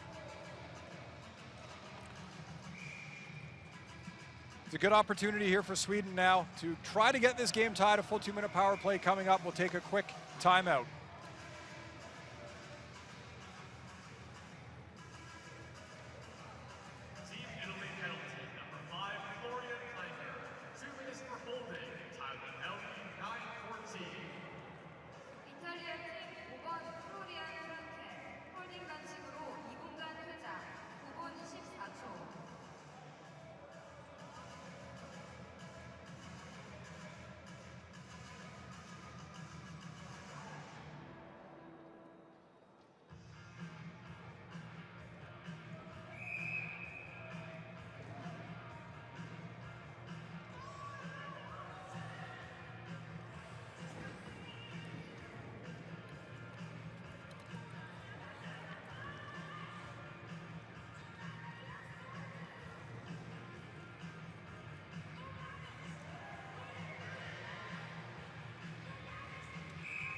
It's a power play for Sweden as Florian Planker gets 2 minutes for interference, and back-to-back power play chances for Sweden to try to level this hockey game. They will take this draw and immediately with control just try to get it in behind Gabriella Arado in the Italian net, but good defense again from Italy. So stingy and equally so resourceful to get it the length of the ice. And the one thing that I've seen from the Swedish power play is when they don't have control of the puck, whether it's loose or whether the Italians have it, a lot of players are stagnant. They're not constantly moving, and that what the end result of that is you're going to be slow trying to get to loose pucks and trying to get to where the puck is going. They need to keep moving at all times, and that will enable them to be a little bit quicker getting to those open areas and try to generate some more offense. As you see yet another errant pass by the Swedes in this game, that off the stick of Ingvarsson, as they'll have to tag up here, try to get back into the offensive zone. Although another pass sends them back into their own end. The trouble continues for Sweden on the power play. And they are now coming up at the halfway point of this power play, and it hasn't looked any more promising than the first one. In fact, they've now just taken an icing against themselves. And you've got to be feeling a little bit on that Swedish bench, and I'm sure their coach, Jörgen Lundgren, just wondering what is going to be his best opportunity to obtain some offensive success. This has really been golden, and right here, you know, the one goal they do kind of create, the one for Perkasberry, was kind of created from nothing. It almost seems that Sweden aren't really desiring to have the advantage. They really need to just work and create maybe a little bit of a gap in play, but this is now Ingvarsson who will take control of it. And it's who his options are as he goes forward and across this line. But Rosa reads it like a book, and he'll send it down the length of the ice as we're inside of 4 minutes remaining in this hockey game. Potentially, if we were having to go to extra time, but this is in the preliminary round. And we are across the line, Ingvarsson. And this is a delayed call as Sweden advance across that line before the puck, and they all have to clear the zone, and that pretty much has killed their power play opportunity with back-to-back compiling for 4 minutes with the advantage, and really just looking back, hard-pressed, I think, to get a real good scoring opportunity. A lot of passes not connecting, difficulty receiving passes by these Swedish players. There was a couple of plays where the passes were nice, but the receptions were not. And that's been an issue that's plagued Sweden throughout this entire game. It's Kalagaris on the puck in the far corner, coming along the goal line, and good offload there. The overlap, the puck movement, the support, and the shot there from Leperti is a good one up against Nielsen, and Nielsen has been undoubtedly the best player on the ice for Sweden in this hockey game. This really wouldn't even be within a shot if it hadn't been for his exploits throughout the entirety of the match so far, as it's going to be Rakos to try and play it and clear it out. And they're getting tired, and you can see it, those early spells of possession from Italy in the opening period and the second period as well has taken its toll on the Swedish defense now that are a long ways away from threatening the Italian goal. As Caligaris tries to play it out. What a play to Laperti. Great defense to be in a position here, and again, and Planker gets a shot in, and we're talking about a hand pass there is what the indication is from the referee as he calls it and indicates that the play will come back outside the zone. But this here from Planker, the shot in, and I think he sees it there. He touches it with his left hand, and that's what immediately the referee is indicating. I wouldn't have counted anyways as the pass getting to Planker deemed to be a hand pass. Good opportunity though, again, as the Italians had a couple good shots on goal. Ulf Nilsson continues to be the story in this game for Sweden. The 52-year-old, he might end up making 52 saves by the time this game is over. 2.5 minutes left. He's been brilliant. Biggest reason why it's a one-goal game. So face-off just outside of Sweden's defensive blue line. And they will remove Rakos from this draw. And neither Ingvarsson or Perkasberry are out on the ice, but they get the lion's share of ice time, that particular unit. And they can't play the entirety of the time available. They need a break and need a breather. And they'll probably be just left with the last minute and a half of this game to try and find that leveling goal, as this is Sweden now, who are going to be penalized for making a rather careless clearing effort, in that errant attempted pass has led to another icing against, and this unit of 5 is, well, won't allow Perkasberry or Ingvarsson to get out on the ice, and equally they are certainly getting tired.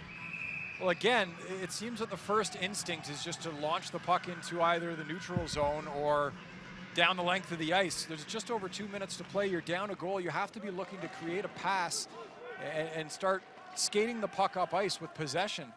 Otherwise, you end up icing the puck, or you end up just sending it back where the Italian defenders can pick it up and start the puck going the wrong way if you're Sweden. Some good work from Italy. They are right on it. Sweden have strength in numbers, but they aren't as quick, they aren't as assertive, and maybe not even as intuitive as to where the puck is going to end up. Italy have read this one here. They've got Arado out a long ways, and almost a scary one there as Arado puts his glove on it. He has his body in behind it, and he didn't maybe have his stick in behind it, but he makes a confident save, and more than anything just controls the puck for a face-off. Looking at the official there and saying, "Where's my whistle?" Had the puck covered, wanted to face off. Perhaps the official saying that would have liked to see him play it, but either way, just over 90 seconds to go in this game. An offensive zone face-off for Sweden, which is big for them, as they've had trouble getting the puck into the offensive zone. Maybe with a one face-off here, they can get something going. Ingvarsson, the big line for Sweden, comes out. He wins the draw, gets it back to the point. And a little bit of a lofted effort there from Sweden. It gets in behind the goal, and they try to apply some pressure to separate the Italian defender from the puck, but the Italians use a good banking angle off of the boards, and it's weighted well enough that it doesn't go the full length to the goal line. And now they can just play a little bit of defense in the offensive zone, just try to retain possession of the puck and make Sweden have to work to get it from them, as they have some bodies in front that could be offensive options to receive a pass out. Into the corner here, this is Corvino. We've seen him in and around a couple of ideas, and again, Sweden have sent this puck the length of the ice, and that is really killing the opportunity for them to get this equalizing goal. That play is a microcosm of the game for Sweden. Again, an opportunity for them to try to get something going, not able to.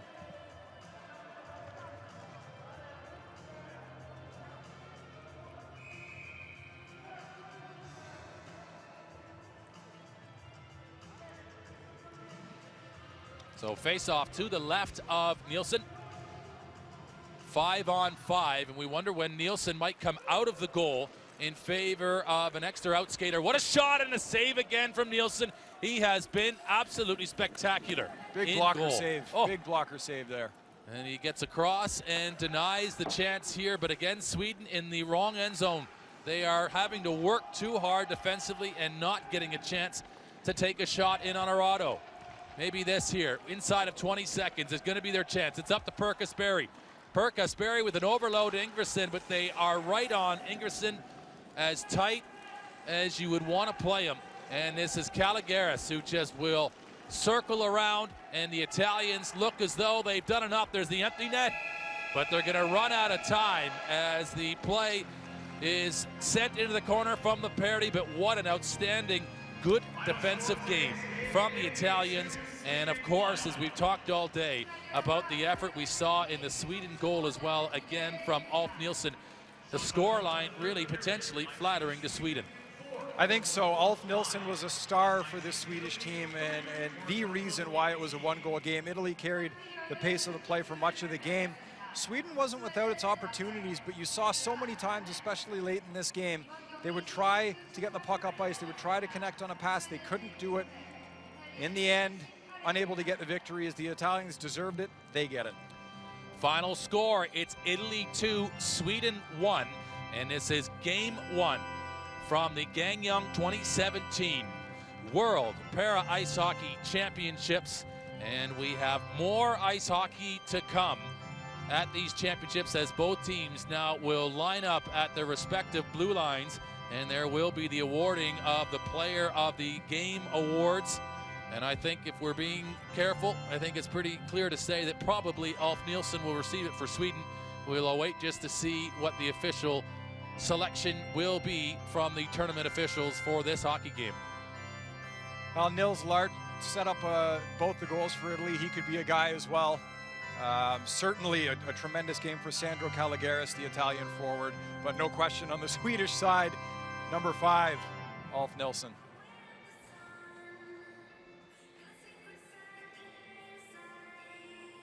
So you see the carpet being rolled out there at the center red line, and we're just awaiting the officials to come out and to make these presentations, and then we'll have the final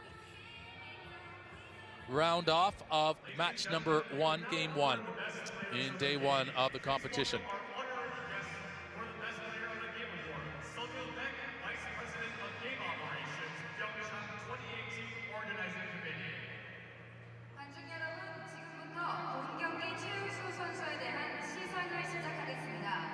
본 시상을 위해 참석하신 내비를 소개하겠습니다. 2018 평창 동계올림픽 조직위원회 백성일 운영사무차장님께 큰 박수 부탁드립니다. Ladies and gentlemen, we will now award the best player of Team Sweden. 관중 여러분, 먼저 스웨덴팀 최우수 선수에 대한 시상이 있겠습니다. The award will be presented by Sokil Beck, Vice President of Game Operations, Pyeongchang 2018 Organizing Committee. 2018 평창 동계올림픽 조직위원회 백성일 운영사무차장님께서 시상해 주시겠습니다. The best player of Team Sweden. So it's Team Sweden being awarded with the first award of the Player of the Game. Number 8, Perkasberry. Well, that's the other way that you can go with it. No doubt Ulf Nilsson, phenomenal game in goal for Sweden. If you were to pick a skater, it would be Perkasberry scoring the only goal of the game for Sweden. Perhaps he can cut that award in half and give some to Ulf Nilsson as goaltender too, but certainly a phenomenal game from Perkasberry and a well-deserving award. And there you see him. He's come across and he receives his award, and also here being photographed, and obviously a proud moment with his performance. He'll feel a little bit disheartened, of course, that they weren't able to get anything from this hockey game. It's all about, of course, the team points in a championship like this, but Kasperi, who really just stayed with that play. He had the great service from Ingerson, but he had to be patient and not to panic in his moment there. And he finishes off the play for the lone goal for Sweden. And now for the Italians. The award will be presented by Sokil Beck, Vice President of Game Operations, Pyeongchang 2018 Organizing Committee. 2018 평창 동계올림픽 조직위원회 백성일 운영사무차장님께서 시상해 주시겠습니다. The best player of Team Italy. 이탈리아 팀 최우수 선수. Is number 9, Sandro Caligaris. There it is, Sandro Caligaris, as you suggested, Mike, he gets the award. That opening goal, he was no more deserving of that than any player on the ice for Italy. He made things happen all day with his speed, and he certainly was aggressive. He was the best player for the Italian side. I think that was fairly obvious. He led the team in shots. He had that beautiful goal. He had a couple of great opportunities again. Spent time killing penalties, spent time on the power play. A really complete game from Caligaris. He was flying out there for the Italian side, and a real big catalyst offensively for this team. He'll be somebody to certainly pay attention to going forward in this tournament as the competition ramps up for the Italian side. So both teams have been acknowledged, both individual players, and it's now playing for the Italian national anthem.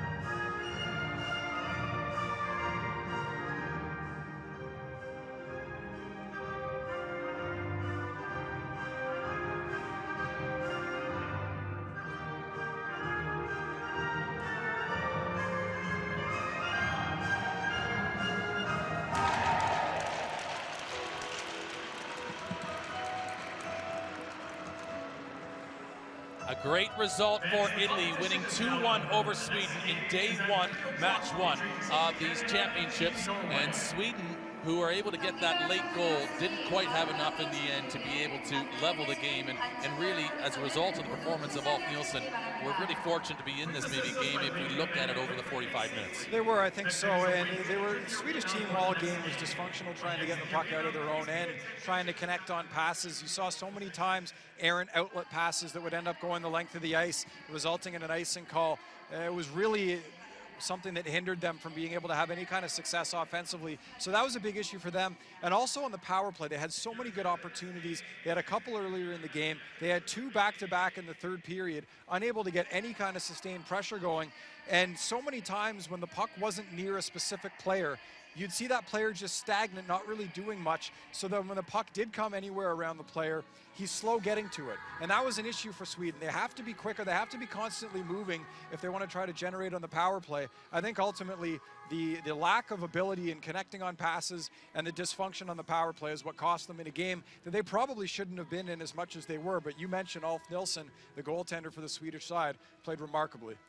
Well, let's take a look at the highlights from the match and a look back at just what we saw in the first game today. A lot of good opportunities for the Italian side. And again, we'll just take a look at some of the brilliant saves that Ulf Nilsson made here. That was Gianluigi Rosa with an opportunity and a big stop by Nilsson. Some great stick handling on display from the Italian side as well as their player of the game, Sandro Caligaris, with an opportunity shorthanded, but he sent it just wide of the goal. Here's the first goal of the game. It was Florian Planker behind the net. An unchecked Sandro Caligaris putting it in the back of the goal. A missed defensive opportunity from Marcus Holm. Didn't pick up his man. Leads to a wide open Italian player. And that made it 1-0 Italy. Wide open cage.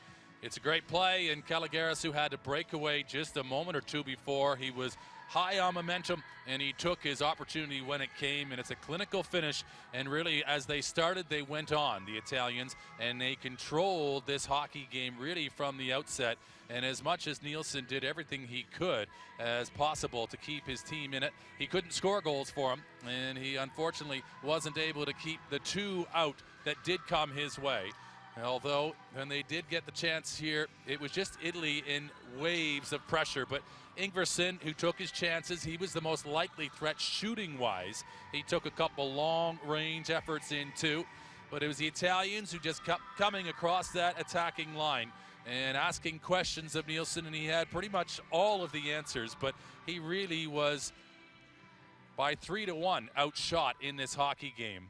And the busier of the two, and that's why we give him so much of the credit for just how Sweden did fare in this hockey game. This the play by Planker, though, right out front, trying, and a good scramble in front, that good defensive positioning from Sweden. They just packed the house in front of the goal.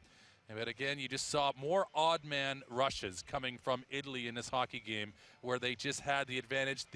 Some partial breakaways as well, and we saw a few of those in this game. I think there'll be a free steak dinner for Ulf Nilsson from his defenseman for how many times he bailed them out in this hockey game. As you see so many offensive great chances. Things picked up physically towards the second half of this game as well. Nice hit in the corner there. Sweden starting to play with the body a little bit more. Some nice play from Rasmus Isaksson, 36-year-old, as he's finishing his check in the corner. Ulf Nilsson again with a diving play to keep the puck out of the front of the net. And here's the second goal from the Italians. A great job by number 11, Nils Larch, who assisted on both goals for Italy to win that battle, get it out in front. And then Per Kasperi, all alone in front of the net. It was Ingvarsson winning a battle in the corner and a beautiful centering pass, finding a wide open Per Kasperi, puts the puck in the back of the net. Let's not forget what a great save was made initially, but Kasperi with all kinds of time to get it done. And blocker save there. Aroto wasn't tested much, the goaltender for Italy in this game. When he was solid. As the Italians get things off in a good way to start this tournament, picking up a victory over Sweden. Both teams with power plays and opportunities, and it was the Italians, even when they were shorthanded, who were able to generate some offense. And you saw even off these set pieces, these face-offs, chances taken from a range, and both teams were testing the keepers when given the opportunity. Some good physical play, of course, a few penalties, but nothing really of an unsavory variety in this game. Both teams competed hard. It was played in good spirit. Maybe there at the end a little bit of a snowplow in front of Arado, and he was kind of questioning that and curious with the linesman or the referee why that wasn't called ahead of maybe the whistle being blown as it was. So we have lots more great action coming up. This is just day one, and all of the tempo still to come. Canada and Norway coming up in match number 2, and then Republic of Korea and Germany in our third match of the day. So if you're just tuning in here to the Gangneung 2017 World Para Ice Hockey Championships, you've got lots more to look forward to. I'm Brent Pope alongside here with Mike Kelly, and we will be sharing that with you throughout the course of the day as these games are coming thick and fast. So join us here at Paralympic.org, where all of the games, all of the information, all the stats, and of course all the live action will be here throughout the entirety of the tournament. We're starting here on April 12th. We go right through to April 20th, and it is the best of para ice hockey on show here in Gangneung. And what a stage as we set ourselves up for what will be the tournament in the Paralympic Games in just under a year's time.